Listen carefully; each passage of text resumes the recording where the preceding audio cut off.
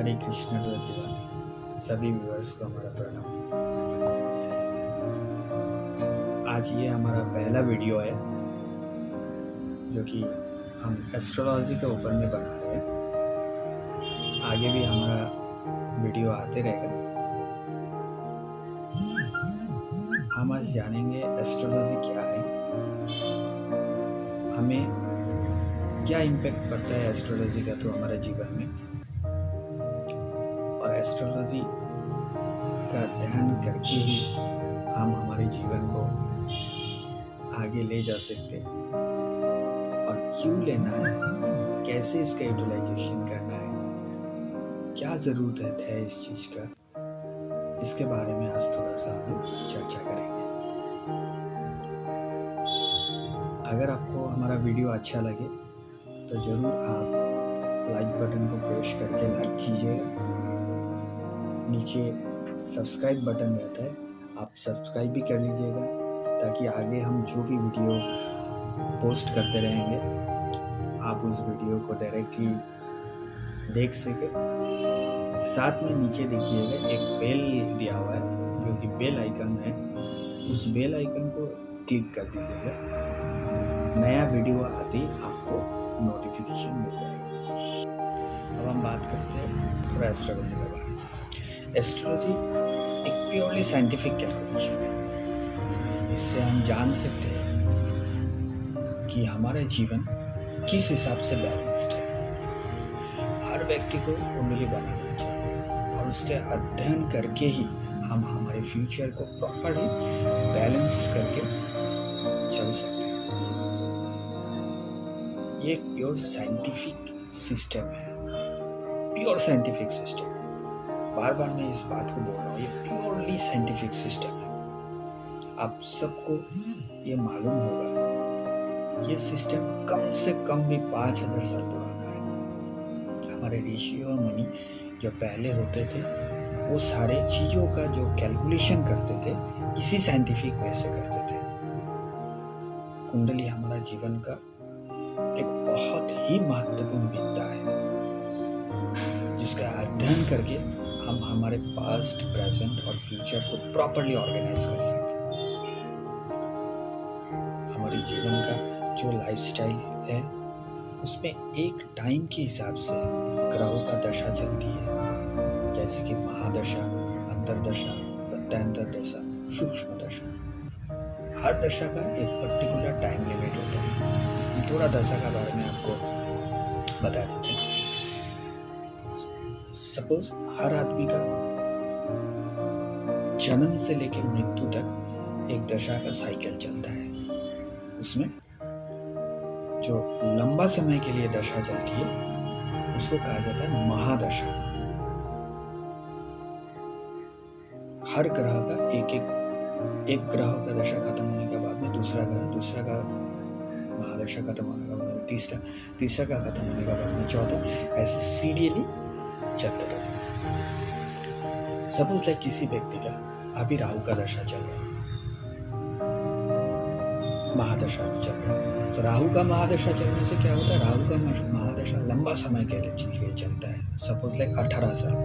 अगर किसी का जनवरी 2021 में चल रहा हो, राहु का दशा लगा हो, तो वो फिर जाके जनवरी 2039 में जाके खत्म होगा। किसी व्यक्ति का अगर राहु का दशा अच्छा है, इसका मतलब ये नहीं है कि 18 साल सब कुछ उसका अच्छा चलता रहेगा। किसी का अगर राहु का दशा खराब है, इसका मतलब ये नहीं कि 18 साल उसका पूरा ही खराब चलते रहेगा। इसका साथ में एक और दशा चलता है जिसको कहा जाता है अंतरदशा। वो छोटा समय के लिए लगता है। उसी 18 साल को डिवाइड करके फिर 9 ग्रहों का एक कम समय का अंतरदशा चलता है। वही सपोज लाइक ये जैसे 18 साल का लग रहा है, वही जाके हर ग्रह कोई 6 महीना का, कोई 8 महीना का, कोई 2 साल का, कोई 1.5 साल का, ऐसे कम समय का फिर 18 साल का चलता है। ये बोलने का मतलब ये है कि किसी का अगर राहु खराब है, इसका 18 साल खराब नहीं जाएगा, क्योंकि उसका अंदर में फिर दूसरा ग्रह का अंतरदशा चलता है। उसमें कोई ग्रह ऐसा है जो उनका अच्छा है, सपोज किसी का बृहस्पति अच्छा है, किसी का बुध अच्छा है, किसी का कोई ग्रह अच्छा है, तो उस टाइम पीरियड में उसका अच्छा है। हाँ, ओवरऑल जो राहु का पीरियड जाएगा, अगर दशा खराब है तो ओवरऑल पीरियड थोड़ा सा तकलीफदायक जरूर है। इसीलिए हमें कुंडली बहुत इंपॉर्टेंट हो जाता है कि हम कुंडली का अध्ययन करें, और इस पीरियड में राहु के लिए हमें क्या रेमेडीज लेना है ताकि हमारा ये 18 साल का पीरियड प्रॉपरली बैलेंस होने चले। इसी के लिए ये कुंडली या एस्ट्रोलॉजी का सिस्टम बहुत इंपॉर्टेंट होता है हमारे जीवन में। जैसे कि अंतर्दशा चल रहा है, अंतर्दशा का साथ में क्या है, एक छोटा दशा और चलता रहता है जिसको हम प्रत्यंतर दशा बोलते हैं। वो महीने का हिसाब से लगता है, वीक का हिसाब से लगता है। कोई ग्रह का दशा लगाओ, फिर 2 वीक का, 3 वीक का, किसी का 5 वीक का, तो इस हिसाब से उसका साथ में एक छोटा दशा और चलता है जिसको सूक्ष्म दशा बोलते हैं, जो डे का हिसाब से चलता है। तो ये प्योर साइंटिफिक कैलकुलेशन होता है। तो जब आप किसी एक्सपर्ट के साथ में बैठेंगे, एक्सपर्ट को अपनी कुंडली बनाने देंगे, उनका साथ जब आप डिस्कशन करेंगे, तो आपको समझ में आएगा कि एक्चुअली कैसे हमें इस चीज को बैलेंस करना है। ये जानना बहुत जरूरी है। आप सब में किसी का भी कोई प्रॉब्लम हो सकता है, या किसी का अच्छा टाइम भी चल रहा है। इसका मतलब ये नहीं है कि अच्छा टाइम चल रहा है इसके लिए आपको कुंडली जरूरत नहीं है। किसी का बुरा टाइम चल रहा है उसके लिए कुंडली बना के फिर उसका अध्ययन करना है, ये जरूरी नहीं है। कुंडली हर व्यक्ति को बनाना चाहिए। हर व्यक्ति को अपना इस कैलकुलेशन को समझ लेना चाहिए, कब कैसे उनको क्या करना है उसका अनुसार करे तो आपका लाइफ बैलेंस रहता है। ये चीज आपको समझना जरूरी है। तो हम जब कुंडली प्रॉपरली अध्ययन करते हैं तो उसे हमें दशा का समय सीमा समझ में आ जाता है, हमें वो कैलकुलेशन मिल जाता है। तो इससे क्या होता है, जब हमको पता होता है किसी व्यक्ति का अभी जो ग्रह का दशा चल रहा है वो खराब दशा चल रहा है, तो खराब दशा चलने से वो कौन सा घर में है, कुंडली का 12 घर होता है, 12 घर में कौन सा घर में वो ज़्यादा इफेक्ट कर रहा है, कौन सा घर में वो ज़्यादा इफेक्ट कर रहा है। तो इससे क्या होता है, हम रेमेडीज ले सकते हैं। हम एडवांस रेमेडीज जब ले लेंगे तब क्या होता है, उस समय का दौरान आपको प्रॉब्लम हो सकता है और वो प्रॉब्लम होगा भी। ये नहीं कि वो प्रॉब्लम आपका आएगा नहीं और होगा नहीं, होगा, लेकिन उसका जो टेम्पर है उसको हम लोग कम कर सकते हैं थ्रू रेमेडीज। रेमेडीज का बहुत सारा टाइप्स होता है, जैसे कि आप स्टोन आप अपने फिंगर्स पे रिंग बना के पहन के भी रेमेडीज कर सकते हैं। दूसरा है रुद्राक्ष होता है, रुद्राक्ष को लेकर रेमेडीज कर सकते हैं। जड़ी होता है, जड़ी का मतलब होता है कि कुछ पेड़ों का जो जड़ होता है उससे हम लोग रेमेडीज कर सकते हैं। एक और उपाय होता है चैंटिंग मंत्रस, जो आध्यात्मिक मंत्र होता है वो मंत्रस को हम लोग चैंटिंग करके भी रेमेडीज कर सकते हैं। एक और उपाय रहता है दान करके, जो ग्रह का आपको प्रॉब्लम है उस ग्रह का कुछ दान होता है, व्यक्ति विशेष दान होता है, उस दान को करके भी हम लोग रेमेडीज करके रख सकते हैं। एक और ऑप्शन है हम हवन कर सकते हैं। हर ग्रह का एक सेपरेट ग्रह का सेपरेट हवन होता है, यज्ञ होता है, वो हवन करके भी हम रेमेडीज को ले सकते हैं। तो सारे डिफरेंट सिस्टम्स है रेमेडीज को अप्लाई करने के लिए। वो अब इसका मतलब ये नहीं है किसी का राहु का दशा खराब है, 2 व्यक्ति का सेम है, राहु का दशा खराब है, दोनों का रेमेडी सेम होगा, ये भी नहीं है। यही एक अध्ययन है, वो थ्रू कुंडली ही उसको पता चल सकता है। कुंडली का जब स्टडी होगा प्रॉपरली तब उनका रेमेडीज क्या होगा, एक एक्सपर्ट आपको प्रॉपरली गाइड कर सकता है। ये चीज हमेशा समझ में रहना चाहिए। कभी कभी क्या होता है, कुछ लोग आ जाते हैं, आके फटाक से बोल देते हैं कि हमारा प्रॉब्लम चल रहा है और आप इमीडिएट सॉल्यूशन कर दो हमारे लिए। देखिए, ये इमीडिएट सॉल्यूशन का प्रोसीड्यूर नहीं है, ये एक स्लो प्रोसेस है। सपोज लाइक हम बोलते हैं, अगर किसी को कोई प्रॉब्लम है, बृहस्पति का प्रॉब्लम है या दूसरा कोई ग्रह का, किसी को कोई अंगूठी दे दिया, कोई स्टोन दे दिया, उनको पहना दिया, वो स्टोन एक्टिव होने में मिनिमम 45 डेज लगता है। उसका बाद में उसका प्रॉपर एक्शन स्टार्ट होता है। सेम है मंत्रस का, किसी मंत्र का 18,000 जाप होता है, किसी मंत्र का 40,000 जाप होता है, किसी मंत्र का 12,000 जाप होता है। वो जाप प्रॉपरली होना चाहिए, वो जाप होने का बाद में उसका एक्टिवेशन स्टार्ट होता है। ये ऐसा नहीं है कि आज बोल दिया आज ही एक्शन स्टार्ट हो गया। सपोज लाइक एक एग्जांपल देता हूँ, किसी एक व्यक्ति का तबीयत खराब हो गया, उसको हॉस्पिटल में एडमिट किया गया, इमीडिएटली उसको आईसीयू में शिफ्ट कर दिया। उसका फैमिली का कोई भी एक मेंबर आ गया, आके डॉक्टर साहब को बोल रहा है, डॉक्टर साहब आपको जितना पैसा चाहिए, जितना अच्छा से अच्छा ट्रीटमेंट हो, आप उसको चालू कीजिए, जितना पैसा लगे मैं अभी का अभी आपको देता हूँ, लेकिन मेरा पेशेंट कल आईसीयू से निकल के आना चाहिए। क्या ये पॉसिबल है? नहीं है। ये एक सिस्टमेटिक प्रोसेस है। उस डॉक्टर को उसको प्रॉपरली मेडिसिन देना पड़ेगा, वो मेडिसिन उतना टाइम तक उसका बॉडी में इफेक्ट होगा, उसका बाद में वो स्लोली रिकवरी होगा। ये प्रोसेस भी वैसा ही है। कोई भी आया, आज ही प्रॉब्लम है, कल हमको सॉल्व होना चाहिए, ऐसा नहीं होता है। ये एक प्रोसेस है। जब इसका रेमेडीज आप लेंगे, इसका मेडिसिन, रेमेडीज का मतलब है इसका मेडिसिन, जब वो मेडिसिन आप लेंगे, वो स्लोली आपके लिए धीरे धीरे आपका बॉडी में काम करेगा। हाँ, एक चीज़ और एग्जांपल देके आपको बता देता हूँ।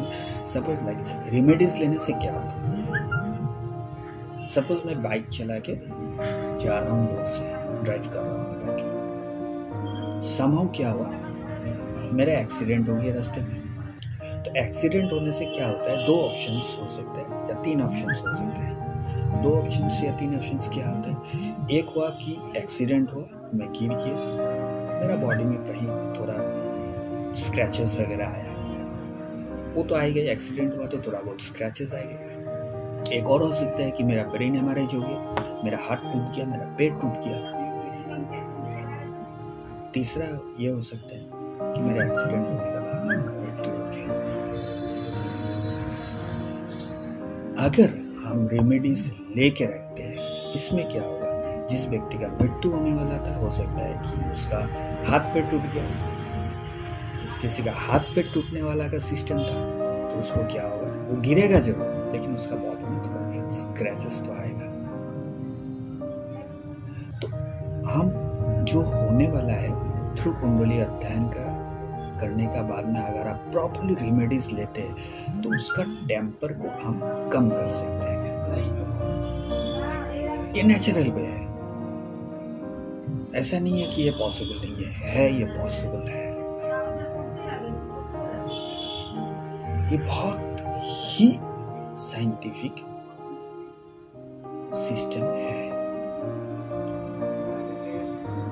जो लोग इसको अपनाया है, उनका साथ में डिस्कशन करेंगे तो समझ में आएगा कि ये कितना इम्पोर्टेंट है ये चीज़ें। हमारा डे टू डे लाइफ में कुंडली का प्रयोग रहना बहुत जरूरी है, ताकि हम अपना एक peaceful, wealthy and happy life हम एंजॉय कर सकें। वो गुड और बैड फेस दोनों का मिलन से ही होता है। हर व्यक्ति का बैड फेस भी रहेगा लाइफ में, गुड फेस भी रहेगा। तो जब गुड फेस रहता है, हम बहुत कॉन्फिडेंटली चलते हैं, हमारा कॉन्फिडेंस बहुत हाई रहता है, हम बोल्ड रहते हैं। लेकिन जब भी बैड फेस आ जाता है, उसमें बहुत लोगों को हमने देखा है बहुत वीक हो जाते हैं, क्या करेंगे नहीं करेंगे, उनको समझ नहीं, ऐसा नहीं होना चाहिए। हमेशा कॉन्फिडेंस बरकरार रखना चाहिए, कॉन्फिडेंस पूरा प्रॉपर रखना चाहिए। No, I will come out from this situations. उसका साथ रेमेडीज प्रॉपर लेना चाहिए। आई कैन एश्योर यू सारा प्रॉब्लम सॉल्व होके आप एक नॉर्मल लाइफ में आ सकते हैं। ये पॉसिबल है। और सबसे बड़ा चीज़, हमें जेलसी नहीं रखना चाहिए, हमें ज़्यादा लस्ट नहीं रखना चाहिए। हमें ये चीज़ हमेशा देखना चाहिए कि किसी का अगर बहुत अच्छा हो रहा है, किसी का बहुत अच्छा चल रहा है, हमें उसका ऊपर जेलसी नहीं करना चाहिए। हमें उनसे सीख लेना चाहिए कि वो कैसे कर रहे, हम वैसे करें। और ऊपर वाला ने हमारे कुंडली में जिस हिसाब से हमें दे के भेजा है, हमें उतना ही मिलेगा। हमें बहुत ज़्यादा लोभ भी नहीं करना चाहिए। हाँ, सबसे इम्पोर्टेंट है कि आप कितना पीसफुल वे से चल सकते हैं। आपको वेल्दी भी रहना है, हेल्दी भी रहना है, पीसफुल भी रहना है। ज़्यादा पैसा का पीछे भी नहीं भागना चाहिए। पैसा सबको उतना ज़्यादा मिलता नहीं है। सब अंबानी नहीं बनते हैं, सब टाटा नहीं बनते हैं। उनका कुंडली उस हिसाब से बना हुआ है, इसलिए वो बन रहा है। हाँ, इसका मतलब ये नहीं है कि हम मेहनत ना करें, हम कर्म नहीं करें, वो बहुत जरूरी है। पैसा सबसे बड़ा चीज नहीं होता है, सबसे बड़ा चीज होता है पीसफुल लाइफ। आप कितना पीस में है, आप कितना हैप्पी है, कुंडली आपको वो चीज देता है। किसी व्यक्ति का कभी भी कोई भी क्षति नहीं करना चाहिए, किसी व्यक्ति को कभी भी गाली नहीं दे जाना चाहिए। वो कर्म हो जाता है। कर्म एक बहुत इंपॉर्टेंट चीज होता है। हमारे जीवन में कर्म बहुत इम्पैक्ट डाल देता है। तो हम अपने नेक्स्ट वीडियो में कर्म का बारे में कोई बताएंगे। उसके बाद में धीरे धीरे हम एक एक वीडियो में आते रहेंगे कि कैसे कुंडली का अध्ययन किया जाए। थोड़ा आइडियाज आप सबको मिल जाएगा। तो आप कोई भी कुंडली किसी से भी बनवा के आप जब रेगुलरली उसको स्टडी करेंगे तो आप खुद ही उसको समझ सकते हैं कि आपको कैसे चलना है। वो गाइडलाइंस हम आपको देने के लिए ये वीडियो स्टार्ट कर रहे हैं। अगर आपको वीडियो अच्छा लगा आप ज़रूर लाइक कीजिए, सब्सक्राइब भी कीजिए, बेल आइकन को पुश कीजिए ताकि आपको नोटिफिकेशन मिलते रहे। फिर मिलेंगे हमारा नेक्स्ट वीडियो में। आप सबको बहुत बहुत धन्यवाद आप हमारा वीडियो देखने के लिए। हरे कृष्णा।